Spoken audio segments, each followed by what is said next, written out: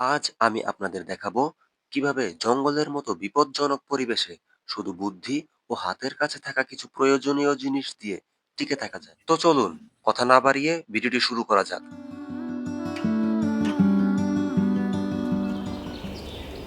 যুদ্ধ লেগেছে, নগরী ভেঙে পড়েছে, পোড়া ভবন, নিস্তব্ধ রাস্তা, বাতাসে ধোঁয়া আর মৃত্যুর গন্ধ।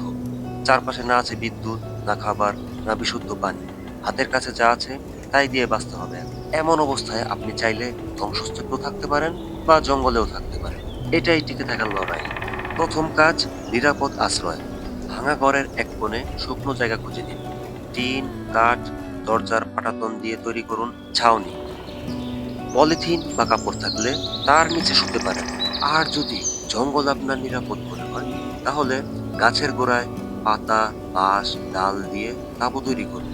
অথবা চাইলে আপনি কাপড় দিয়েও তাঁবু বানাতে পারেন। রাতের ঠান্ডা ও বৃষ্টির হাত থেকে এটাই বাঁচাবে আপনাকে।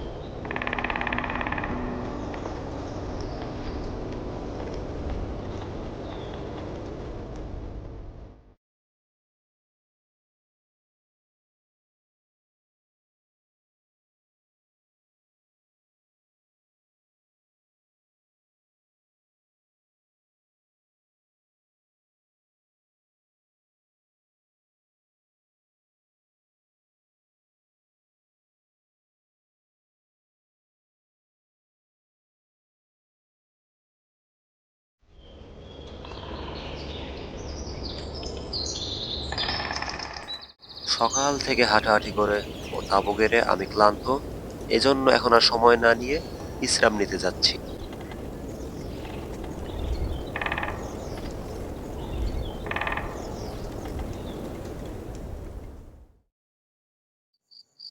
শরীর প্রচুর ক্লান্ত থাকায় ঘুমিয়ে পড়েছিলাম।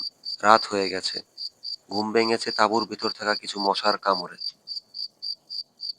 ঘামের দুর্গন্ধের কারণে জামা কাপড়গুলো চেঞ্জ করে ফেললাম। কিছু প্রয়োজনীয় জিনিস বলতে এনেছি খুন্তি। এই এই দেখুন মশা। এনেছি আগুন ধরানোর জন্য গ্যাস লাইট। শরীরে কোথাও কেটে গেলে বা ক্ষত হলে বায়োজিন ক্রিম। এনেছি কিছু ফার্স্ট এইড। সবচেয়ে গুরুত্বপূর্ণ জিনিসটি খাবার পানি। এনেছি একটি বাটি, কিছু শুকনো খাবার, একটি পেন রান্নার জন্য বা সেফটির জন্য। টম এন্ড জেরিতে দেখেছি। রান্নার উপকরণ সয়া সস, একটি ফ্ল্যাশ লাইট ইমার্জেন্সির জন্য, একটি চপার এবং সবশেষে একটি আলাদিনের চেরাক, যেটিতে আগুন জ্বলবে, রান্না হবে, উষ্ণতাও পাবো। এনেছি একটি বালিশ ও চাদর, যেটি আগে থেকেই রেখে দিয়েছি। তো সারাদিন না খেয়ে থাকার পর আমি প্রচুর ক্ষুধার্ত। এজন্য আমি এখন রান্না বান্না শুরু করতে যাচ্ছি। মরিচ, পেঁয়াজ ও একটি হাইব্রিড জাতের পিঙ্ক টমেটো, একটু ধনিয়া পাতা, এনেছিলাম খাসির গোস্তের টুকরো।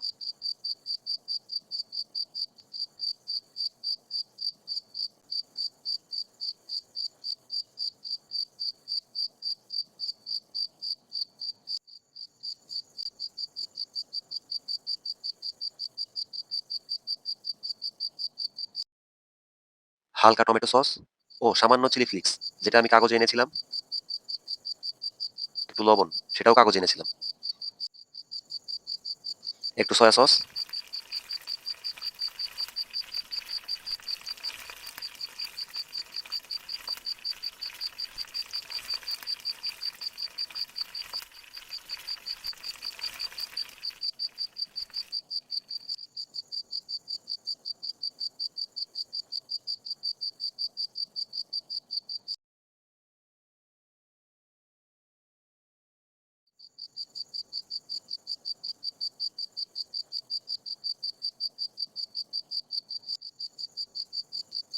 নুডলসটি সিদ্ধ হয়ে গেছে।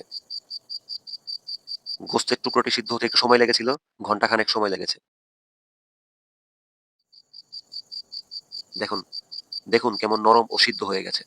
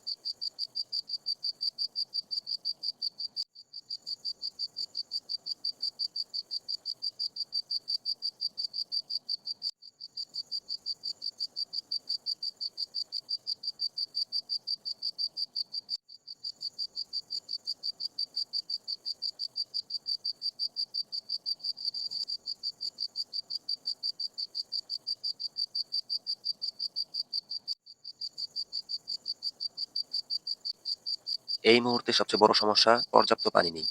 তাই কড়াইটা ধোয়ার বদলে টিস্যু দিয়ে মুছে নিচ্ছি। ভাবছি সকালে ধুয়ে নিব। কারণ আমি এখন কোনোভাবেই তাঁবুর বাইরে বের হতে চাই না। জানি না বাইরে কি লুকিয়ে আছে। সাপ, পোকামাকড় কিংবা আরো কোনো অজানা বিপদ। আজ রাতে শুধু এই ছোট তাঁবুটুকুই আমার সবচেয়ে নিরাপদ আশ্রয়। খাওয়ার পর জায়গাটা যত্ন করে মুছে ফেলছি। কারণ আমি একটুও চাই না আমার তাঁবুর ভিতরে পিঁপড়া বা অন্য কোনো পোকামাকড় ঢুকে পড়ুক। এই জঙ্গলে আমি আজ রাত কাটাচ্ছি।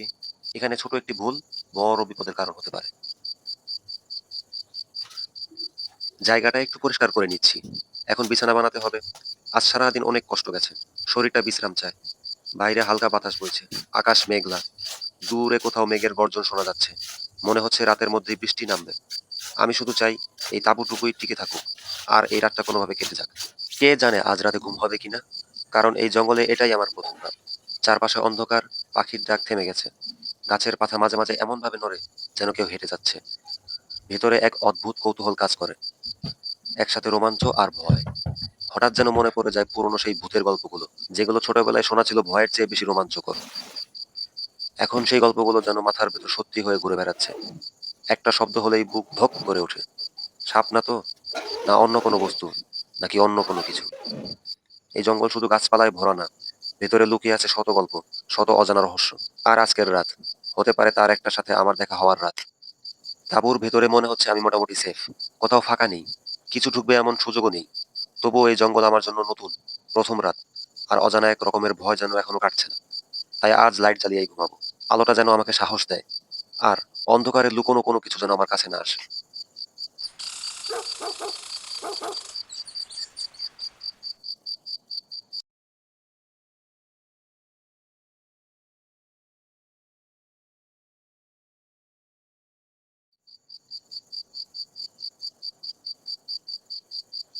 রাতে ঘুম আসছিল না, কিন্তু কখন যেন ক্লান্ত হয়ে ঘুমিয়ে পড়েছিলাম।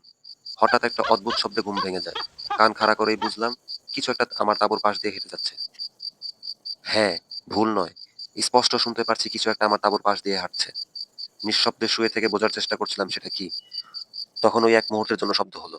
আর সঙ্গে সঙ্গে এই জিনিসটা চলে গেল। বাইরে আবার নিস্তব্ধতা। কিন্তু ভিতরের ভয়টা এখনো একেবারে চলে যায়নি। চোখ বন্ধ করেও মনে হচ্ছে আমি জেগেই আছি।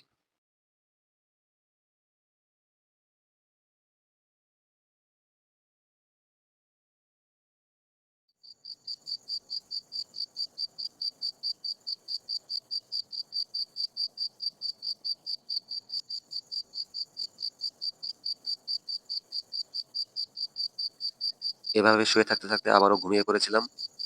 রাতে বৃষ্টি হয়েছিল। বাতাসের শব্দ ও হালকা বৃষ্টি নেমেছিল। শেষমেশ ঘুমিয়ে পড়েছিলাম। বৃষ্টি হচ্ছিল। হালকা বৃষ্টি পড়ছিল, কিন্তু ভালোই বাতাস হচ্ছিল। দূরে কোথাও গর্জন হচ্ছিল।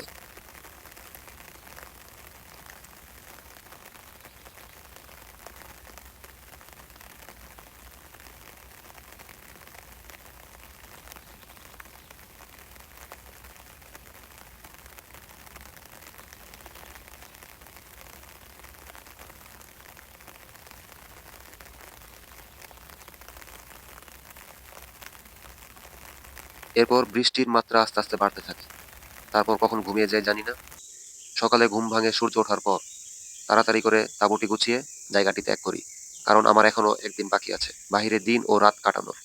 সামনে আর একটা অজানা দিন। আর আমাকে প্রস্তুত থাকতে হবে বাঁচার নতুন লড়াইয়ের জন্য।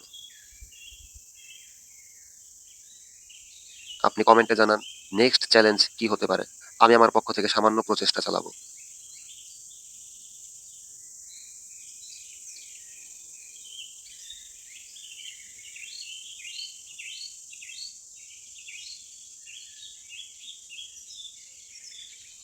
আজ রাতটা কোনোভাবে সার্ভাইভ করেছি। পরবর্তী চ্যালেঞ্জ কমেন্টে জানান। আপনি পারবেন তো? পরবর্তী পর্ব দেখতে চ্যানেলটি সাবস্ক্রাইব করুন। ইনশাল্লাহ আমি আবার হাজির হব। ধন্যবাদ।